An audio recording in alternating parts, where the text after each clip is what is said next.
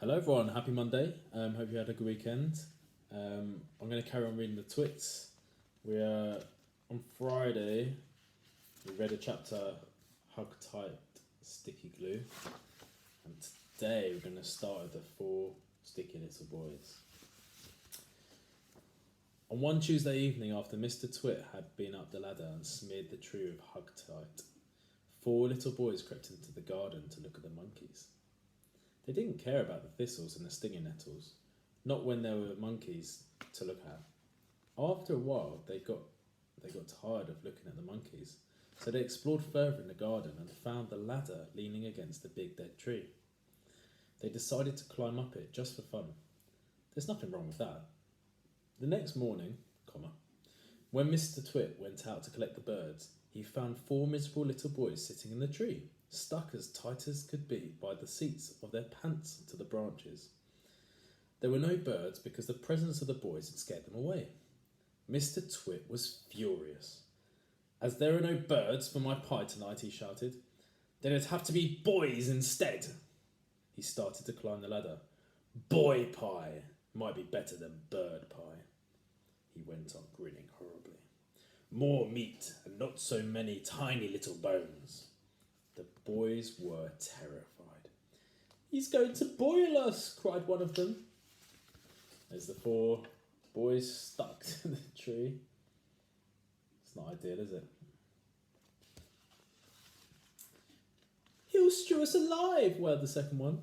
"He'll cook us with carrots," cried the third. But the 4th little boy, who had made more sense than the others, whispered, "Listen, I've just had an idea. We're only stuck by the seats of our pants.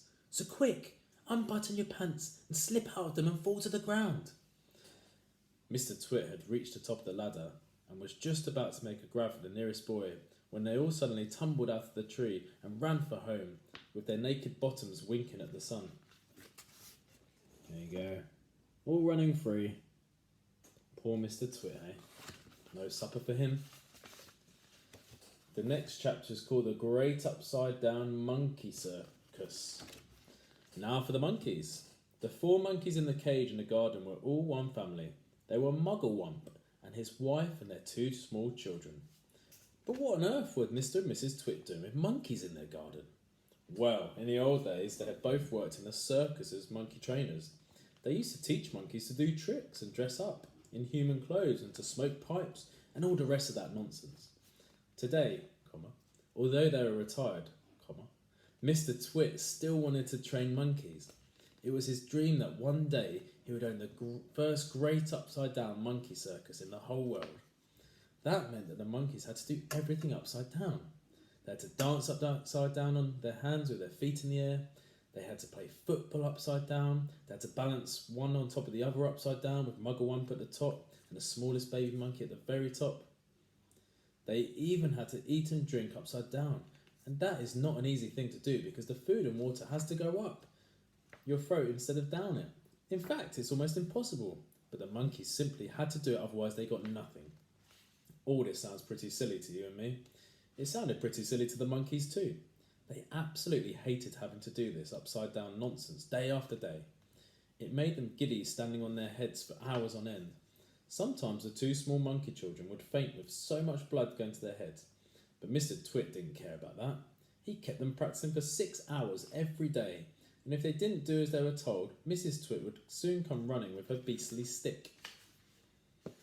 Next chapter. The Roly-Poly Bird to the Rescue. Mugglewump and his family longed to escape from the cage in Mr. Twit's garden and go back to the African jungle where they came from. They hated Mr. and Mrs. Twit for making their lives so miserable.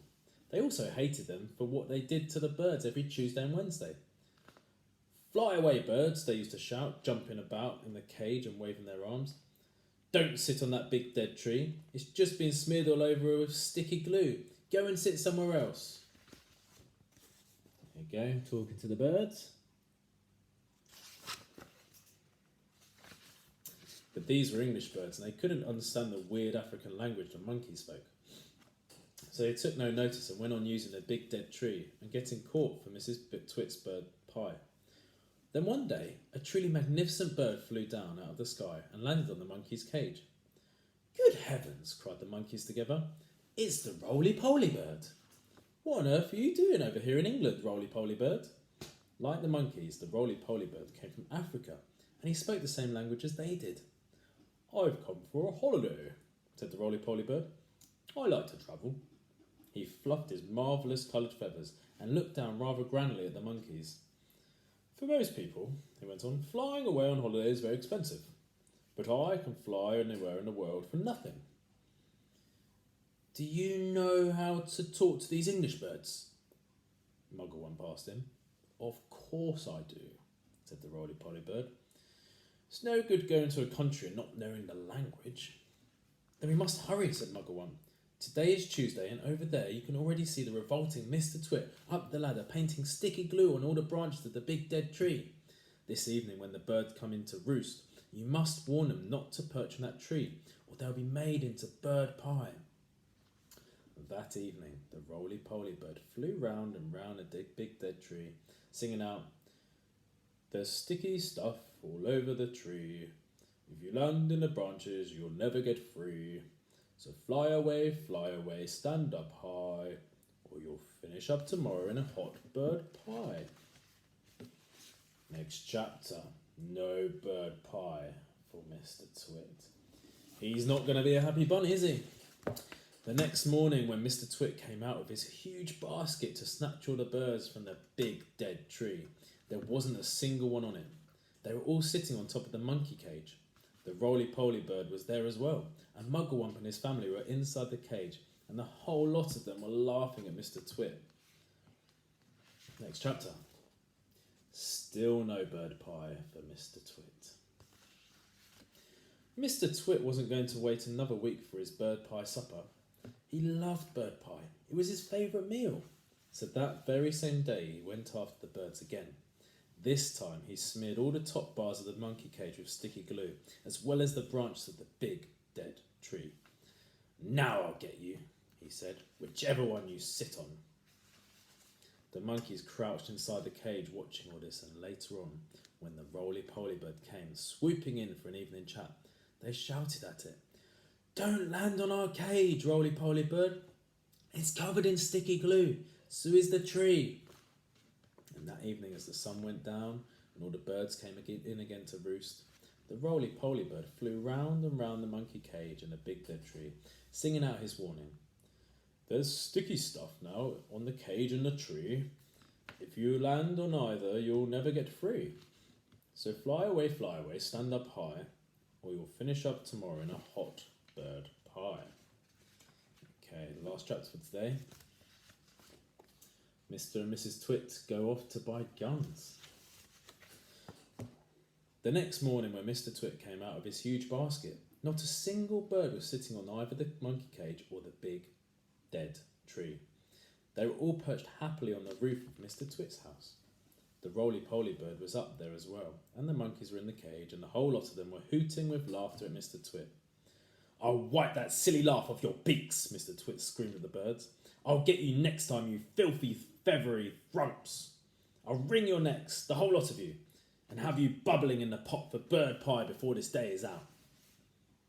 They were all laughing together on the roof. How are you going to do that? Asked Mrs. Twit, who had come outside to see what all the noise was about. I won't have you smearing sticky glue all over our roof. Mr. Twit got very excited. I've got an idea, he cried. He didn't bother to keep his voice down because he didn't think the monkeys could understand. We'll both go into town right away and we'll buy a gun each, he shouted. How's that? Brilliant, cried Mrs. Twit, grinning and showing her long yellow teeth. We'll buy those big shotguns that spray out 50 bullets or more with each bang. Exactly, said Mr. Twit.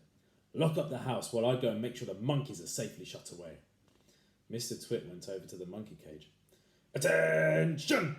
He barked in his fearsome monkey trainer's voice. Upside down, all of you, and jump to it. One on top of the other, quick! Get on with it, or you'll feel Mrs. Twit's stick across your backsides. Obediently, the poor monkeys stood on their hands and clambered one on top of the other, with Mugglewump at the bottom and the smallest child at the very top. Now stay there till we come back, Mr. Twit ordered. Don't you dare move, and don't overbalance. When we return in 2 or 3 hours' time, I shall expect to find you in exactly the same position as you are now. Do you understand?" With that, Mr. Twit marched away. Mrs. Twit went with him, and the monkeys were left alone with the birds. There they are, monkeys waiting precariously. The next chapter is called Muggle Wump Has an Idea, but we're going to do that one tomorrow. Thank you for listening again, and I look forward to reading the next chapter on Tuesday. See you later.